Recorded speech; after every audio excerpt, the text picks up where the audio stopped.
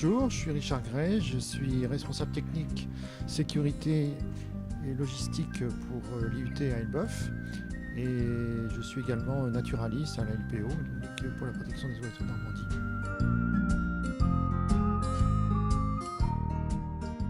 Alors la LPO Normandie, c'est une association d'études et de protection de la biodiversité. Donc je suis administrateur et je suis également animateur bénévole pour apprendre aux gens à identifier les oiseaux et les sensibiliser à la biodiversité. Alors la biodiversité, ça vient du sigle, de deux mots accolés, de bio qui veut dire biologie, la vie, et diversité,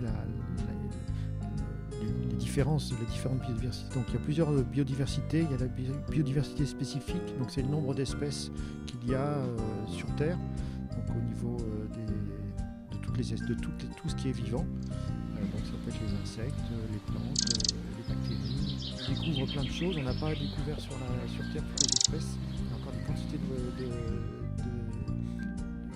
d'espèces à découvrir. En oiseaux pas beaucoup, en mammifères assez peu aussi, mais par contre il y a tout ce qui est marin par exemple, on sait très peu de choses, et tout ce qui est dans le sous-sol, on connaît très peu de choses. Donc il y a encore des millions d'espèces à découvrir.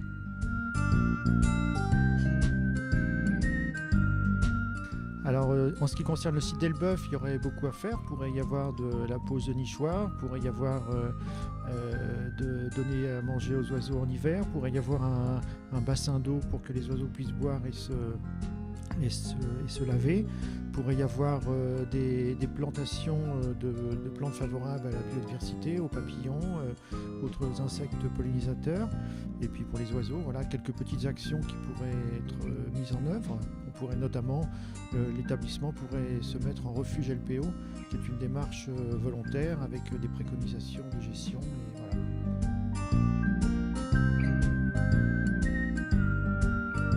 Eh bien parce que ce qui fait la survie, c'est qu'il y a un peu de tout.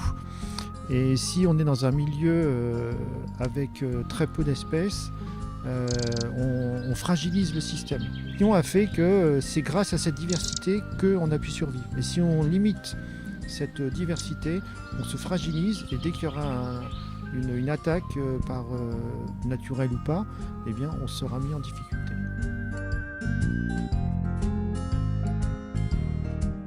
On ne peut pas répondre de façon simple comme ça parce que l'homme il a un impact sur son environnement depuis 5 millions d'années puisqu'il est présent et il a une action sur les milieux. Il a une action par contre beaucoup plus importante depuis le XXe siècle puisqu'il y a l'industrialisation qui a permis d'avoir des moyens mécaniques considérables et chimiques.